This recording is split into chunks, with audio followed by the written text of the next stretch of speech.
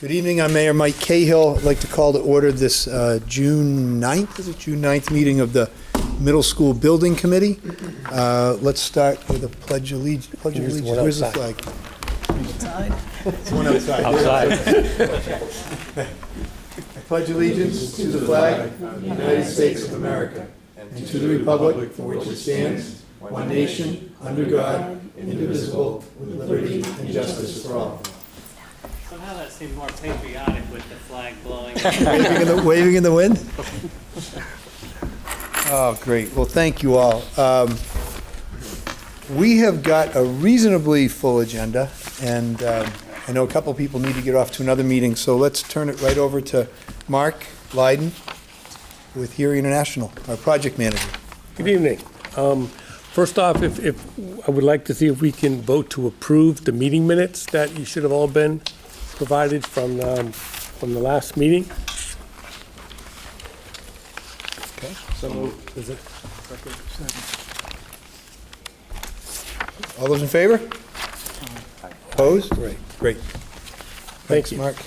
And again, it was initially further down the agenda, but MSBA is requiring that the building committee reaffirm their support for the improvements we made in the floor plan and the layout from the time it went in with the preferred schematic report, where the layout included the courtyard, and to the current version where we have the open space and a more effective and efficient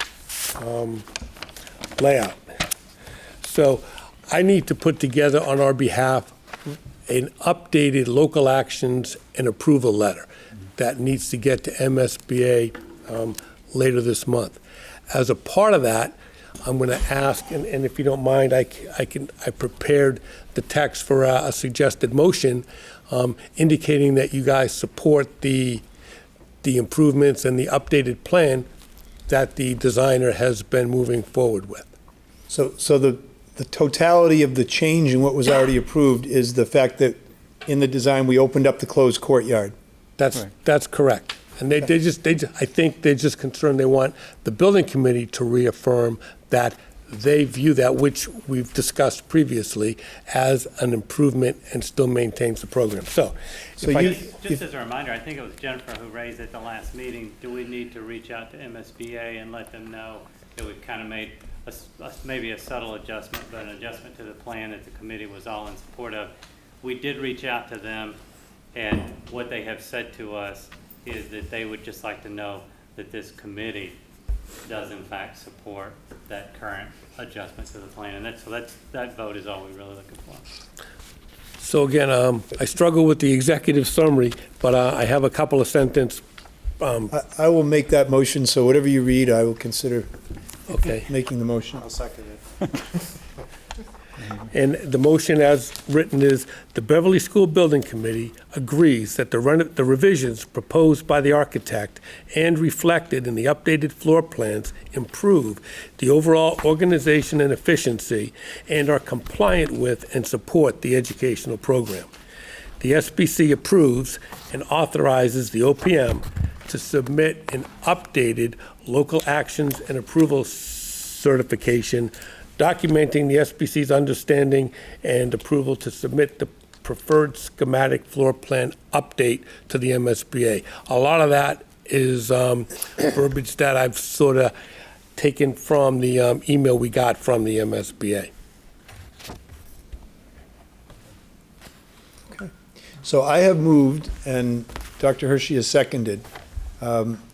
We have a building committee member who's just joined us, and want to make sure Bill understands what we're doing. Bill, MSBA wants us to take a vote that we've already taken, but we're going to take it again because we took the design of the school that had the closed courtyard and we've opened it up. And they've said they want to hear that the building committee is in support of that adjustment change to the design. So that was, and so to achieve that, Mark just read some text that is, that we're using as a motion to that end. So, is there any discussion? Are there any questions? Great. All those in favor, can we raise hands on this and make sure that we've got that quorum we're looking for?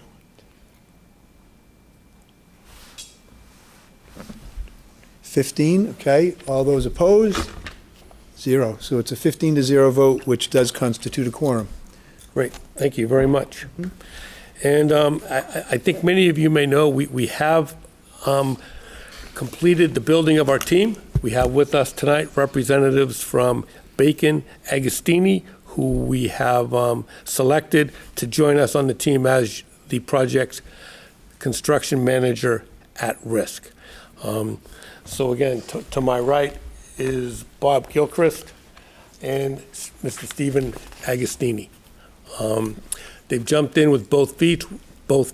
We've already had a number of meetings, and they are fully engaged and understand very well the need to due diligence during pre-construction to put together a project that achieves the budgetary goals or as best as possible moving forward. So if you guys So want look, to say... if I could quickly, I just want to say, I don't know that Steve and Bob have heard this from us yet, but just so you all know, we ended up interviewing 4 CM at-risk firms after getting proposals from a number greater than that. I think it was 7. 6. Okay. 6. We interviewed 4, and I will tell you that our selection committee was unanimous pretty much from the get-go after hearing presentations from all 4. I don't know if you guys realized that that you won the day that convincingly, but You're putting a lot of pressure on us. yeah, I know. Well, we are, Excuse me. and I said this in our last small group meeting, as excited as we were to hire Heary, and as excited as we were to hire AI3, we're similarly excited to hire Agostini Bacon, and we feel we've got a fantastic team in place now. These gentlemen will speak for themselves to introduce themselves in just a minute, but one project that you can give an easy look at is the new middle school in Peabody, which they are constructing currently. So, gentlemen, thanks for being part of the team, and welcome. Thank you. It's a great pleasure to be here. We've put together a few slides just to give everyone an idea of what we've been doing in the past 30 days since our selection and where we're going in the next few weeks, few months.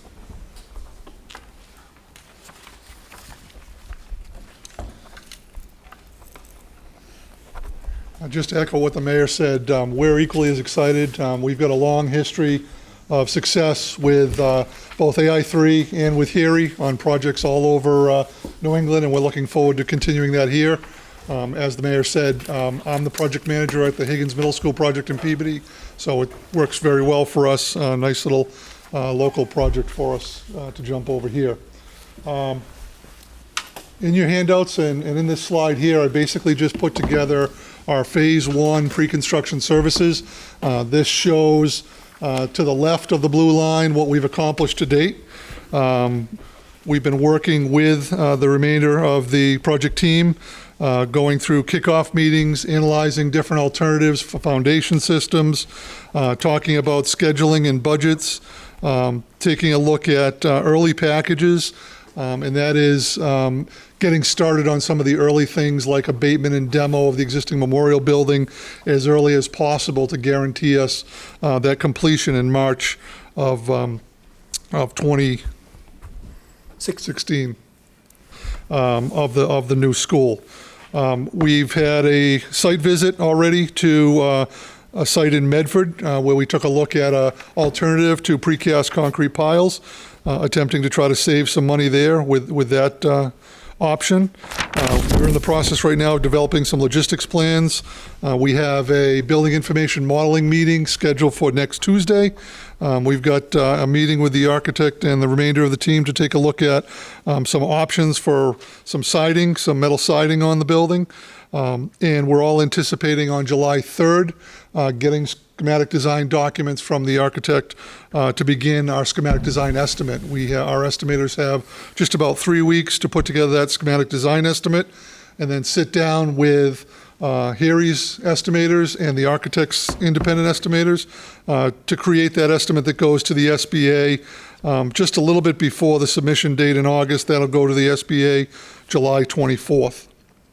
We'll have a reconciliation meeting the end of July, and final comments to the design team the end of July to meet that SBA submittal deadline in the first week of August. We're manually shifting the slides tonight. because That's okay. the Remote is not working. It's actually it's kind of more dynamic. We move to the door in the back.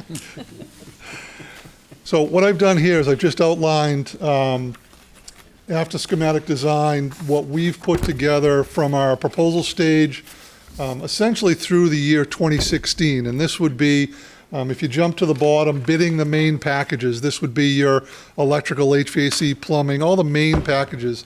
But there are certain things that we can start ahead of that. We're proposing that we bid the abatement and demo of the existing memorial building in December of this year, which enables us to get in there over the winter and abate, take all the asbestos and any of the hazardous materials out of the building and demo that existing structure January, February, and March. Then taking advantage of some of the hopefully warmer weather in March, bid out the piers, the foundations, the structure, and some portion of the site, maybe the entire site, depending on how we go with the design, which enables us, once the hopefully mild winter gets out of our way, April, May, and June, which we didn't get a mild winter over in Peabody this year. I think we had 7 feet of snow in February, but hopefully that's behind us. April, May, and June of 2016, proposing to install either a precast concrete pier, maybe a steel pier piling, or this concrete column. And that's good time of year to be doing that, good weather cooperating with us. So that puts us into installing foundations in the summer of 2016, starting that work in July and working August and September to put the main portion of the foundations in so that we can start the structural steel erection or structural timber erection October 1st of 2016. And that'll roll right into November of 2016, where we'll get the main packages and get the remainder of the trades on board. Some of the budgeting items and cost analysis that we've done to date, there aren't a lot of hard and fast numbers just yet, but there is one group of hard and fast numbers. The original schematic design estimate had estimated for bonds, insurance, and fixed fee. That number was originally estimated at $4.16 million. In our proposal to the city, those three numbers in our proposal are $2.64 million. So you immediately realize a $1.52 million savings just from those three line items alone, not taking a look at any of the other items. The mayor's been very clear about not wanting to sacrifice quality in any of the project, and this does none of that. This is just some upfront general conditions items that we've realized a $1.5 million savings right out of the gate. Just going to talk real briefly about two of the other main items that we've been focusing on to date, and that is this analysis of piers, pilings versus these geoconcrete columns. The major difference is the geoconcrete columns themselves may only relate to a 0 to 10% savings, but the real benefit is if the geoconcrete column is possible on the site, you can eliminate grade beams and structural slabs on the site and potentially save significant amount of money and go with a standard foundation, standard continuous footings and foundation walls, and eliminate all the structural slabs, which would be a huge savings just on the structural foundation portion of the project. The other item that we've taken a close look at and we're continuing to look at is the early construction packages. The earlier we can do those packages, the less escalation cost that would be applied. If we're bidding those items, for instance, the abatement and demo in December of this year, that's 6 months away, as opposed to if you would have bid everything in November, December of 2016, now you've got 18 months of potential escalation, costs going up and things like that. We're also saving on wage increases. I just requested today a wage update for the Higgins project. Every year annually, those wage increases fall into place. And sometimes there are multiple increases over the course of the year. The earlier you can do the packages, you're always falling into the more advantageous and lower wages that fall into it. The other item that I've been trying to take a look at is the phasing in winter costs. The scheduling of the early packages that I showed a minute ago, we really tried to get the structure of the building being built in October, November, and December, so we're avoiding the winter weather. If we have to get into some type of, protection or spray fireproofing or painting or anything like that, that would have to occur over the winter, we're saving those general conditions costs to enclose and heat if we're able to do those packages earlier. We definitely have the foundations planned for summer of next year, so we've eliminated all winter conditions and extra costs associated with that. So just the phasing alone and trying to hit that stuff at the right time of the year, we're proposing right now to try to save those general conditions or ancillary costs that could drive the cost up. So that's just a quick snapshot of what we've been doing in the last few weeks and where we hope to go in the next year, year and a half. Thank you. Thanks, Bob. Any questions? Yeah, Todd? just quickly, with regarding the geoconcrete columns, what, you mentioned that it's up to the site to tell us that we can use that or not. Can you go into a little bit of detail, or if it's not appropriate, then we can skip? Sure. Last week, we visited a job site in Medford where they're using, the trade name is GeoPiers. The problem is the machine is limited to 52 feet deep.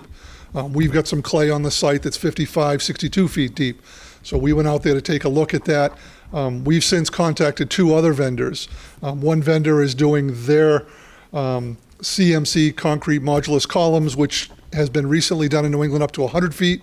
And then we've also contacted Haywood Baker, who's one of the leading geo contractors in the United States. And their advantage with going with them is they have their own geoconcrete column process. They also do precast piling, so they can take a look at the analysis between both methods. The phase 2 soil boring study on the site started last Wednesday on June 2nd. So we're trying to get some more information around the building footprint, see exactly where that clay is. In some places, from what I've seen so far, the clay almost rests on bedrock or very, very hard soils. So there's a question as to whether or not you can get that ball, the reinforcing ball at the bottom of that pier, and those things we should be able to answer in the next couple of weeks as we get more and more information in. Thank you. Welcome. Anybody else? Great. Thank you, Bob. Thank you. Just because it's been an item the committee has asked about a number of times, I just want to mention that one of the many things that made Agostini a unanimous selection among all of us is that they do have a full-time BIM, Building Information Modeling person, that has been doing it for many years for Bacon Agostini and has been doing it on projects. Even when it wasn't required, Agostini has recognized what a valuable tool it is. And we've had a lot of correspondence so far and are getting ready to kick off a series of meetings on how we're going to integrate them into that process. So just wanted to mention that. On to you. You guys are up.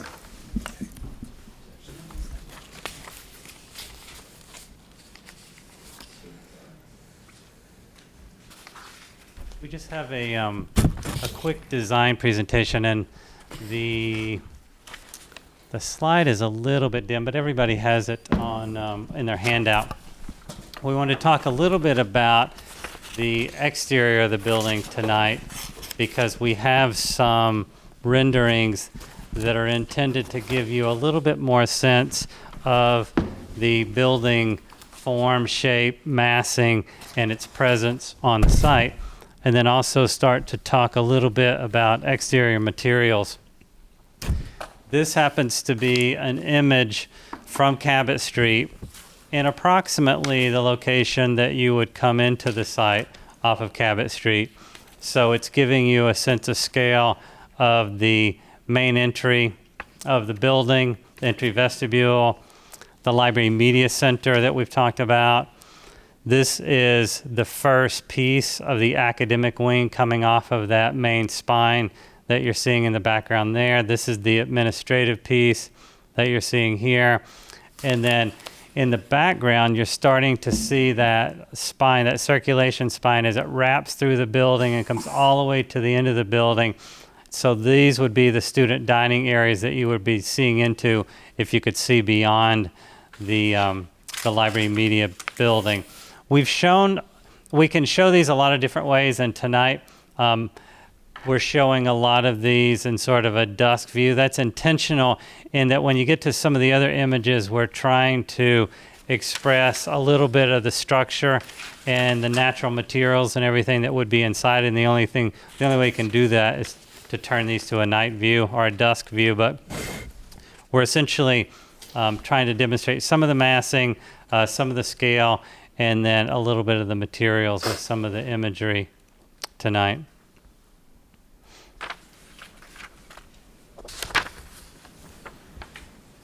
This is just if you moved a little further down Cabot Street. We're showing you primarily the side of that academic wing with the entrance beyond some administrative pieces of the program on this side of the entrance, and then well beyond the Library and Media Center as we start to try to break down the scale of the facade and test kind of what it feels like when we work classrooms in to 4-story levels, and how we might play with the solid void relationship of the size of the windows in each classroom, the stair tower that it would exist on each end of the classroom wing. You can see in this image also how you can see as well how in this image the benefit of the building peeling away from and back away from the Cabot Street entrance, and the Cabot Street running along essentially parallel to the cars here. So it peels away and really has a nice presence, a nice scale on the Cabot Street site. If anybody doesn't have a hand up, by the way, make sure you have a copy or can look onto a copy, because a lot of these look much darker on the screen up there, unfortunately, than they should, and they're much lighter in the 8.5 by 11 copies. This particular image is looking from the soccer fields in the play area here. So what we were previously looking at was the entrance in this area of the site off of Cabot Street. This is the drive coming through in the drop-off area here with the play field. So we're looking at the cafeteria, the 7th and 8th grade cafeteria, and the 5-6 cafeteria here, with the library located here in the corner. Just to the left would be the gymnasium auditorium within this area. You could see the presence and the importance of the cafeteria elevation and how that gives you a really good feel through, and the transparency through into the cafeteria and also into the individual neighborhoods. It'll be extremely important how the interior is developed along that spine and the entrances going into the neighborhoods, the branding and the demarcation of the neighborhoods both horizontally and also vertically, because you do get a sense of the vertical connection between all of the entrances of the neighborhoods as well. I just want to... George, I'm sorry, did you have your hand up? Yep. Yeah. How are you going to handle the sun load on that south-facing glass? There will have to be some additional solar shading, Troy, if you just want to point out. I think we beyond haven't- this question, let's have people jot them down and wait till the end of the presentation. Okay, sure. Answer that one. but let's keep We'll it- handle it with some solar shading. It shows up a little bit better here with the overhang on the very top, and then we're starting to suggest the attachment points for the lower levels. One of the things, I just want to mention a couple things regarding the images. Either one, it doesn't really matter. Don't pay too much attention to things beyond the building. For example, this courtyard doesn't exactly match our courtyard design. As we're modeling this building, our intent tonight was to be able to show you some of the forming and massing and materials and transparency into the building. but we haven't yet modeled the site and the site design. So we just faked in some site elements to make sure the building wasn't just floating in space. But this size amphitheater and the way it's set up and everything does not match the site plan, so don't freak out about the elements outside the building.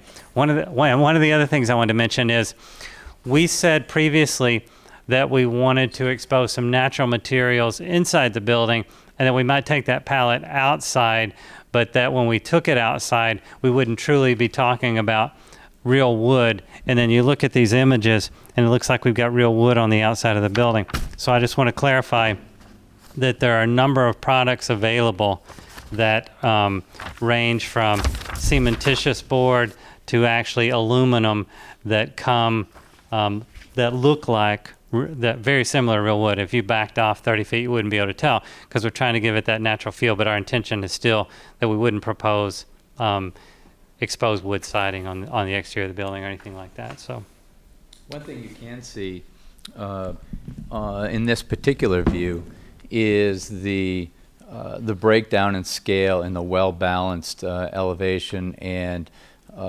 library portion right here. Although, as Scott mentioned, we'll be looking at and developing the outdoor educational environment in more and more detail as we continue through design. This gives you a sense of that indoor-outdoor connection that we've talked about many times between the neighborhood, the project labs, the cafeteria, and the outdoor educational area, whether it's seating for cafeteria, extension, or the amphitheater, or small areas, a small group for science projects, or art, or any other function. We're incorporating some large-scale overhead doors as well into this glass curtain wall to really accentuate that indoor-outdoor connection on days that it makes sense. The weather cooperates. You can really have that indoor-outdoor connection. You can see at the library connections between the library and the courtyard, as we have spoken about in the past for research projects, for library connection to that outdoor academic area.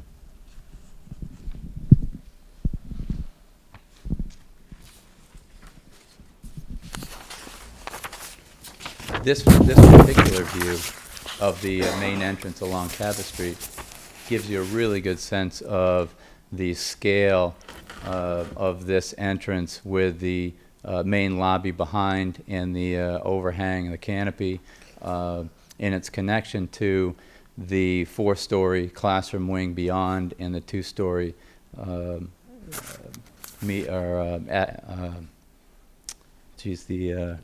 administration on the first floor, and guidance and nurse on the second floor, and then to the left, the connector to the library media center here. And then, as Scott mentioned, as you back away from this entrance, you can see, and it suggests here as well, that curving spine that comes across the building in this area. It's a really nice, warm, inviting entrance to the building. and again, I would just say don't read too much into the details, because some of these things we just have to fake in to make sure there's not a big gap in the image. We're really focusing on kind of the massing, the modeling, a starting look at exterior materials. We didn't plan on passing the mic back and forth like this, but it's working out pretty well. I think we're pretty smooth with it. Sure. So you'll see 2 additional images within your packet. And the first image is looking from the corner, from the first floor. This is looking across the 5-6 cafeteria from the corner. If you're looking at the cafeteria exterior wall toward the building on the right-hand side, looking across, you can see it's a really nice volume. And really the intent of this slide and the analysis using BIM, using 3D and Revit, is to look at the volume of this space. And it really has a nice feel, a nice proportion with the bridge coming across, the connector, the connections that are being set up within each of the neighborhoods, where the second floor, where the sixth grade neighborhoods and the fifth grade neighborhoods on the first floor, and the feel, trying to get a sense of the use of wood and steel, the combination of the two, and the interaction and the use of steel with the beams, the primary structure and the beams, wood with the columns, the timber frame columns, and then also timber intermediate structure with, in this particular location, we've talked about potentially using a wood deck as the finish ceiling, and that's what you get a sense of in this initial review of the materials. One of the things that I just wanted to comment on, it doesn't necessarily apply to this image, but it does apply to all of them, I guess in a way, is since the last time that we met with the committee, we were exploring a lot of different possibilities with regard to what the building might be physically constructed out of. We talked about timber frame, we talked about some steel, we talked about possibly using some traditional wood frame construction and trying to just achieve as much cost savings as we could. Since that meeting, we've spent an enormous amount of time talking with Agostini Bacon for one, but also talking with the cost estimators, talking with the manufacturers, the suppliers, other contractors, and even studying the newest proposed revisions to the Mass State Building Code, because within the next month or so, it's likely that the Commonwealth will adopt a new building code, the 2015 IBC, and so we would be pulling permits under that particular code because there is no grace code associated with it, or grace period associated with it this particular time.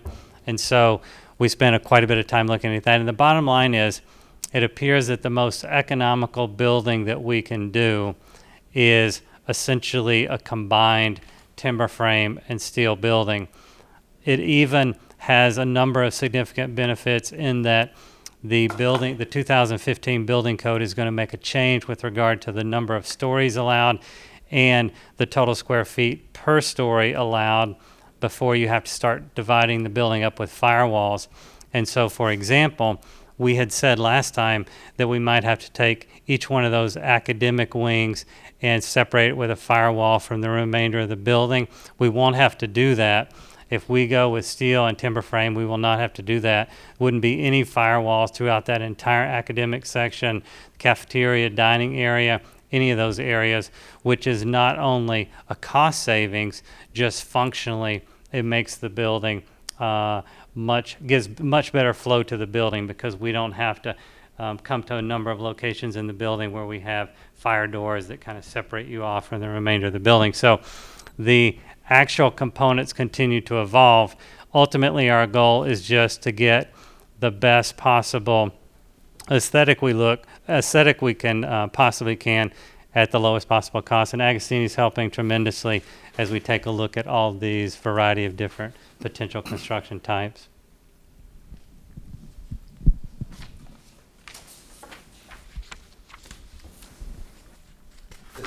This next slide.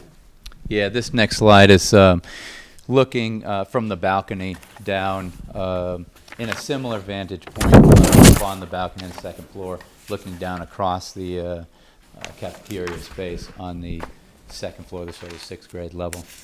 Similar comments looking at the building materials, the interaction between the building materials and the volume of space.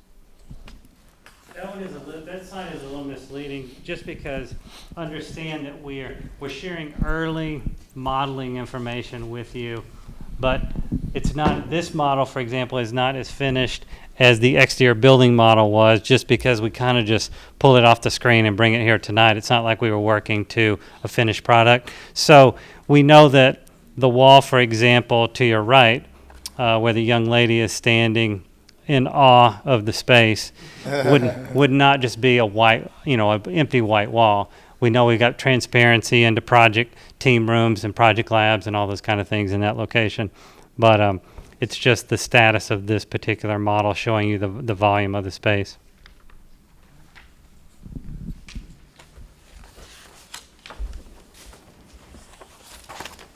And I don't know if you want to say anything about the site and the plans. There's been a lot of work, but it's...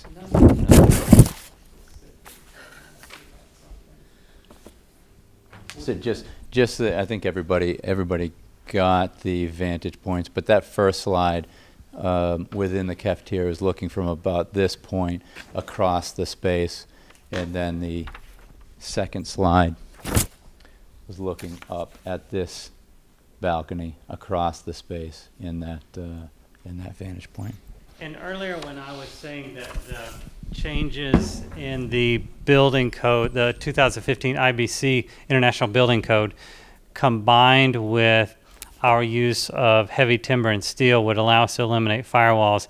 For example, when we talked to the building committee earlier, we thought we might have to divide off each one of these academic wings where you would have a firewall that would come across it with a pair of fire doors in it.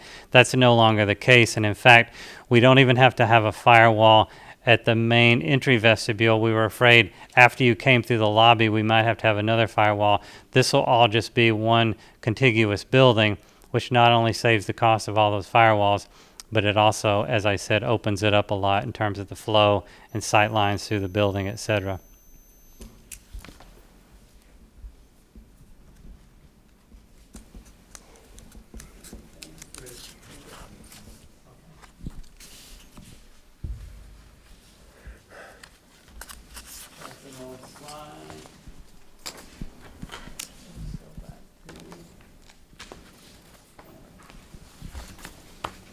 I think that's it. If now's the appropriate time to entertain questions. Questions? George, did yours get answered? No. You want to go back to that? And the issue is you've got 4 stories of glass. I don't know, it's 150 feet span. We already got a problem on this building with heating from the south side. How are you going to handle it for essentially a glass area? Does that mean we're going to have to put in heavy air conditioning? We're definitely... Give all the kids sunglasses. Or are you going to go to colored glass? I don't know, what's your thinking? It's definitely something that we are continuing to look at as far as the exterior treatment, both on the overhangs, the solar shades, both horizontal and vertical, and their location specifically. We'll go through the exterior envelope and review the solar angles based on the energy efficiency of the window and the glazing, and continue to refine and look at this. But it's definitely something that we need to continue through the process and take a look at. But we can't, right now we've got, we have an energy consultant that is modeling the exterior building envelope. And so what they will ultimately do is they'll come back to us. In order to make this the LEED silver building that we want, we can't just increase the air conditioning load inside because we decide we want to put more glass in. The only way we can do this kind of design is if we can show that solar gain is being dealt with either with an overhang or a sunshade or some kind of change. Maybe some of this is not glass and it's some kind of transom panel or completely light blocking, but we'll have to introduce elements on that facade that require us or that allow us to not increase the heat gain inside the building. We don't know exactly what those will be, and it may ultimately result that there's not that much glass on the exterior, but eventually we have to strike a balance in the energy model that shows that we're not introducing any additional heat gain. Jennifer? Stay tuned. Yeah, exactly. Yeah. We're still early on with this issue, right? Okay. Brian, I also have a question about About- daylighting. I'm sorry, go ahead. And then Brian. About daylighting. Are you concerned with daylighting calculations in the northwest side of the building where the neighborhoods are? Could you repeat that? I'm not sure the microphones would have picked it up. Kind of scattered. Do you have concern with achieving daylight calculations in the northwest side of the building where the neighborhoods are? Meaning the academic neighborhoods. That's right. Yeah. So the area, I just want to make sure I understand, like over on this side, That side and the one in the middle? this one, Yeah. this one. With the volume of glass that we currently have on the exterior, we've never found a problem with having kind of that northwest facing glass, even though we're not getting direct sunlight through the majority of the day. If we do, we may have to introduce slightly more glass, but we've never experienced a problem, especially now in a classroom where we maybe only had 3 or 4 double hung windows, but with the amount of transparency that we're currently proposing, we've never had a problem in those areas. The energy modeler is taking a look at that as part of that building envelope analysis, so. Yeah, continuing with that thought, the balance that needs to be identified is, and our energy modelers going through this process now, is the area of open area, the glazing area within those zones, a balance between glare, solar glare, versus natural lighting. And in this particular case, being on the north side, in many locations, we'll have a really nice natural light coming in without the solar glare. And we won't have to treat the windows on the exterior to reduce or eliminate solar glare. So it's a balance between the two. And as Scott said, we'll be looking at the overall square footage of open area or glazing area on the exterior to make sure that that balance is met between glare, direct glare sunlight, and natural light within those classrooms. And the reason that's an important question is because it's similar to George's question in that ultimately we have to demonstrate that this is an energy efficient building and a LEED building. And LEED doesn't just mean energy efficient. It also means an appropriate environment for learning in terms of issues like the sun glare that Troy mentioned. But we've got to make sure that we've got enough natural light coming into every space, particularly classroom spaces, that we're not having to utilize an unusually large amount of artificial light. So that's the reason it's an important question. Brian? Yeah, just quickly, thank you. These pictures are great. You made a comment about the exposed wood materials where you wouldn't put wood outside. What is that? Are you talking about the beams that are exposed here, or are you talking about the actual siding? Is that going to be kind of a faux wood too? Is that determination made? On the exterior, if ultimately we decide to have that more natural, softer look, it would not be a natural wood material. So we're certainly talking about that.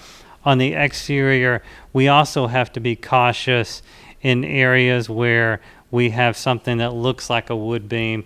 We know that there are challenges associated with exposing wood beams on the exterior. In fact, I think that the only place, even in trying to quickly fake in some things in these renderings, the only place you'd see that is a few of the outrigger and a couple of secondary members. But ultimately, we want to be very cautious about using any wood, either a structural member or a siding member on the exterior of the building.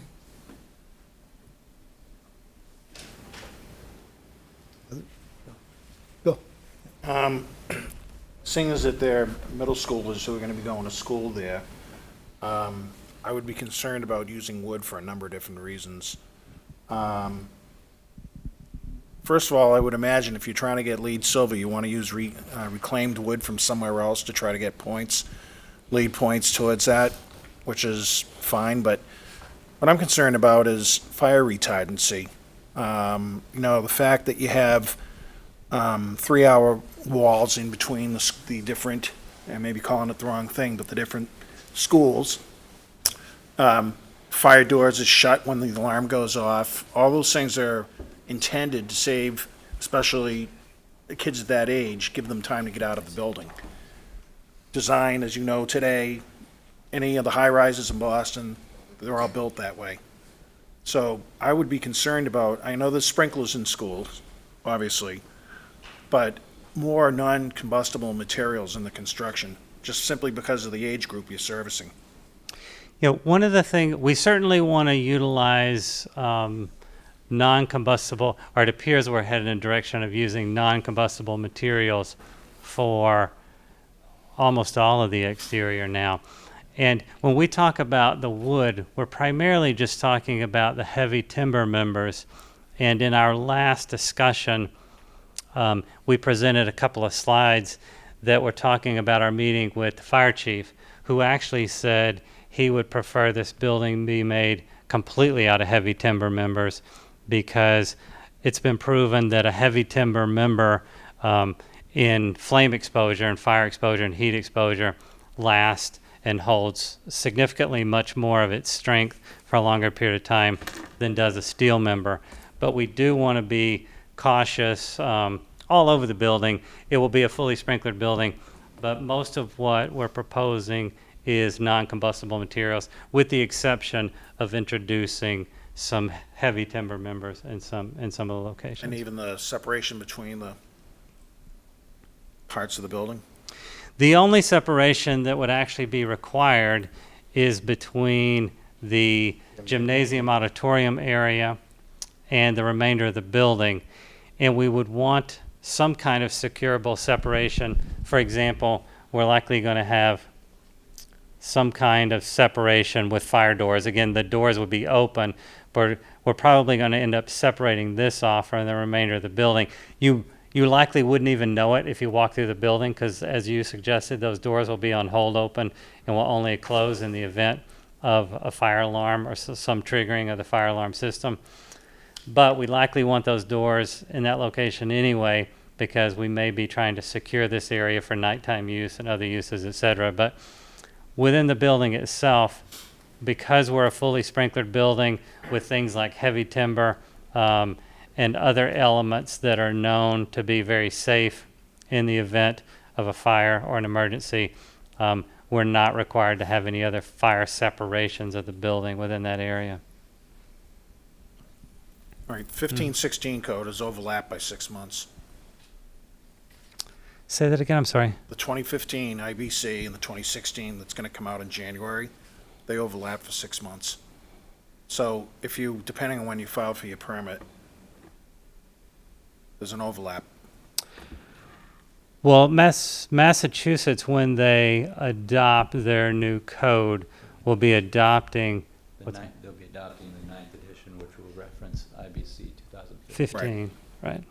And that will essentially become, there won't be any governance period or a concurrence period, is what we're hearing.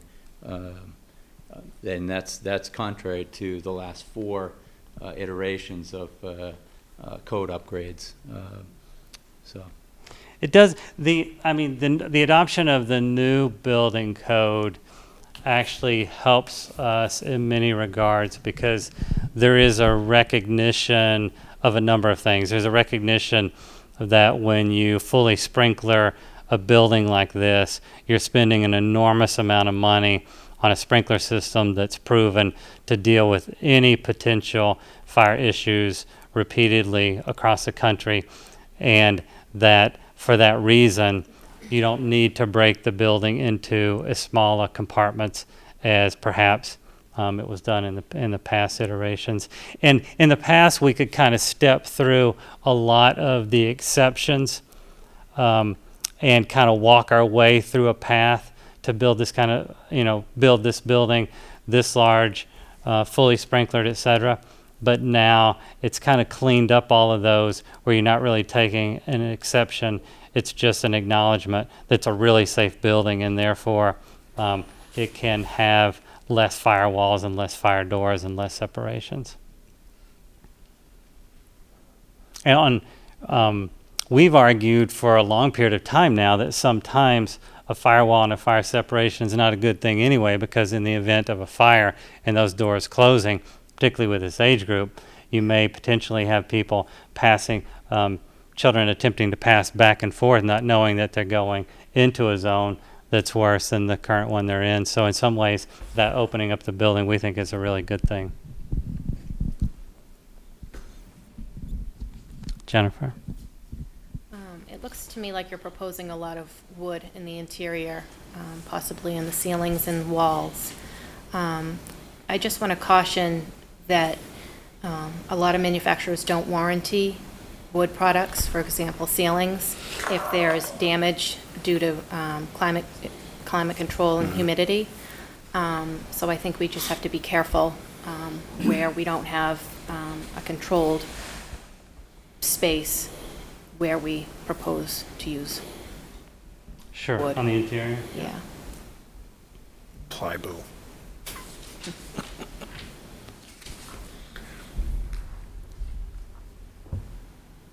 Looks like that's it for questions.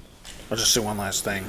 If you use plywood or something like that for the interior, a lot of lead projects are using that because it's a grass, not a tree, as you well know. But if the humidity is off, that stuff warps all over the place. They used it at a dormitory I did at Northeastern, and they wish they never put it in there. Yeah. Yeah. You have to have continuous humidity control on all the time. Yeah, a very sensitive product. Both, not just in ceilings, but when used as a flooring product, very sensitive product. Yeah. I don't expect sixth graders wearing high heels digging their whole heels into it, but still, yeah. The McAllen building is another building in Boston. They used all bamboo flooring. They've replaced it 3 times Right. that I'm aware of, maybe even more. It looks cool. It kind of sounds fun. We've never used any or thought about using any, because it really is more, in our opinion, more of a residential application product, and even then in very limited exposure uses. Yeah. Thank you, gentlemen. Mark and Tom? One other thing I have is just kind of the routine report that we are still tracking the schedule. We're still tracking to the budget. We did add the necessary additional geotechnical services to AI3's contract so that they could do some subsurface investigation, sooner rather than later. And then we've also picked up under the first phase budget the phase 1 pre-construction services cost that will be incurred to Bacon Agostini. So again, we're still trending under the originally approved feasibility study budget. Is that it from you guys, Tom? I think the only other thing, I wanted to update the committee on the MSBA board meeting from last week. Yes, I've got notes here to do that, but why don't you do it since you were sitting in the room? Okay, yes, I think Tom we... was at the MSBA board meeting, so I would just recount it, but he can. Right. We've previously talked about the impact of the reimbursement rate of cost per square foot that MSBA has had over the years, and we've talked about it in Brian's presentation. But at each June board meeting over the last 2 years, they've either had a discussion on increasing the cost per square foot reimbursement rate. Last year in 2014, that was the first year that they increased it from the historical cost of $275 to $287. This year, they did concur with the staff recommendation to increase it to $299. So it's a $12 per square foot increase. Since it wasn't officially on the agenda, they will have to vote at the next meeting to ratify their concurrence. But they wanted to get that information out there, and that would be effective projects approved after July 1st of this year. So 2 good pieces of news. One is that we've got a higher number of reimbursement to work with. 2 is that one of the pieces of, one of the variables is becoming set. So unless something unexpected happens, that will be the number that they'll firm up the next time they meet. And as we work to, to nail down our numbers over the course of the summer and heading into the September 30th MSBA board meeting where we hope to reach that project funding agreement, we've now got a piece of that equation in place. So, right, so, okay. Good. Anything else from that meeting? No, other than I will share one observation, and we talked a little bit about how excited the MSBA was relative to the performance of the educational program and how the project met the requirements. I will share with you that even at the board level, they did approve a couple projects last month, but also with the caveat that it was not at the level that they expected, and that they, and so people that are indicating that we have done, we carry a high bar. They also make that bar the same for everyone else and let them know when they don't believe they meet it. So I think they are sharing their positive comments on our project, and I take that as a positive comment for the entire team of how well the presentation and the submissions were and how thorough they were, because not every project meets that standard. So I feel very good about what has been submitted on behalf of the city of Beverly so far and the response we're getting from the MSBA staff and board members specifically. So, Great. Thank you, Tom. yeah. Any questions on that? Okay. One thing I want to share with you folks is that next Monday evening, we will be making a presentation to the city council. You're all invited. If you can be there and you want to be there, please do. There'll be several of us speaking, superintendent, me, representatives from each of our three outside professionals at part of our team. Is that it? There'll be 5 of us? Brian, 6 of us. So there'll be 6 of us presenting to the council, recognizing that we'll be going back to the council in late September, early October, looking for them to make the commitment to support the financing of the project. We want to make sure that we give them an update now, let them know where we're at, what we're working on, what it's looking like, give them a chance. As you know, 7 of the 9 council members actually were able to attend a couple months ago when Bryant Dale's finance director made his presentation at that time, and AI3 made a presentation as well.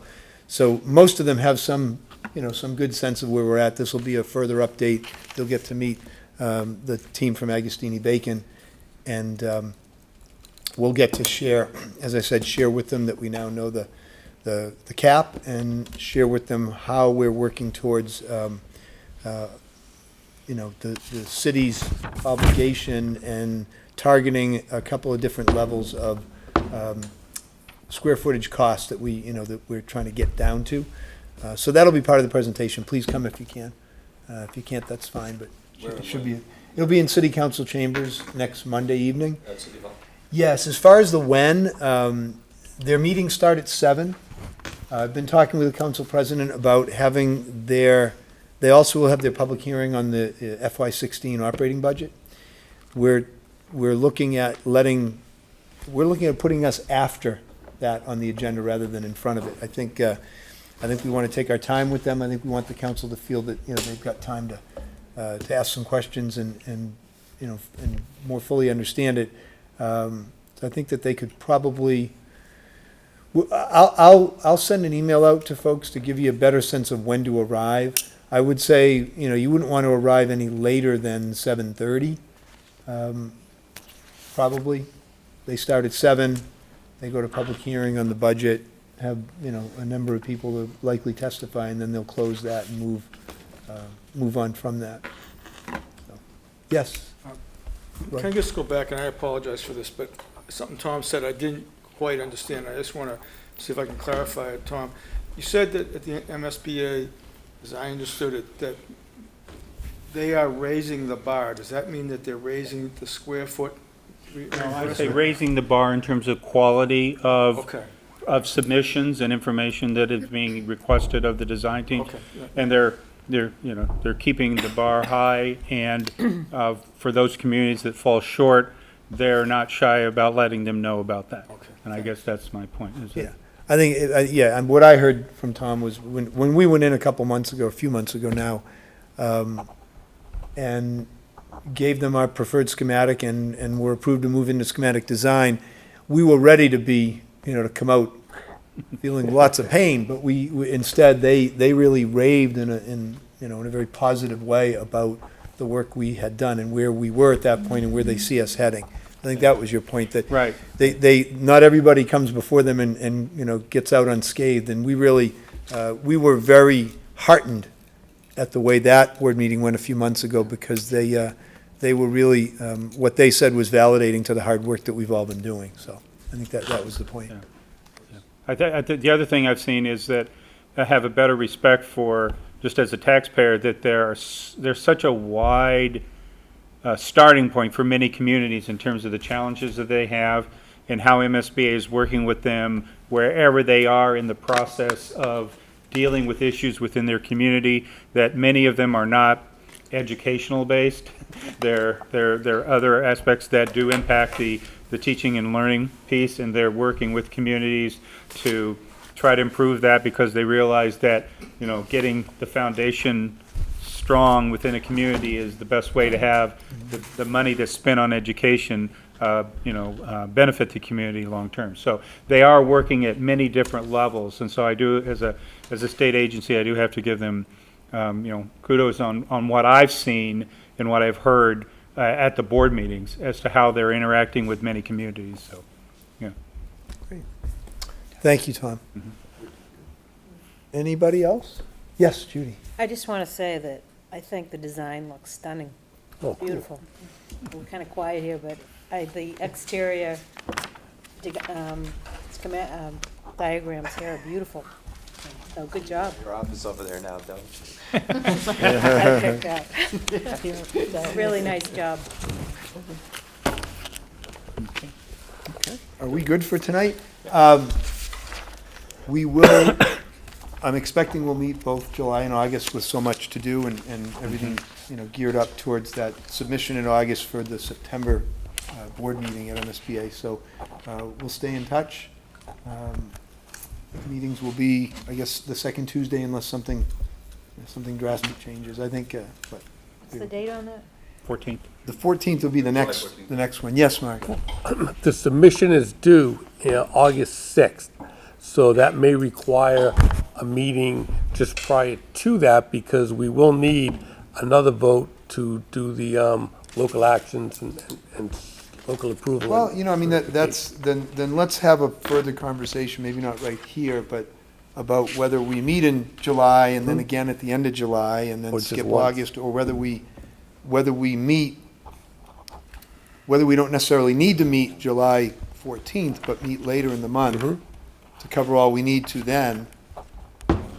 Let's think on that, and we'll. Yeah, it's through the 6th, so, I mean, We'll confer with you folks at our next smaller group meeting, and we'll take a look at what all needs doing, what needs to be shared with the building committee, and in what time frame, what type of feedback's necessary, and all this. So, we may need 2 meetings before that submission goes in, we may not. Okay. Let's sort that out. We'll sort it out as quickly as we can. Our next small group meeting is next Tuesday morning, early next week after we have gone before the council. So we'll try to sort it out sometime next week and let you all know. Okay, make sense? makes sense. Motion to adjourn if there are no other questions? So moved. George, great. All those in favor? Opposed? Great. Thank you all very much. Have a wonderful evening.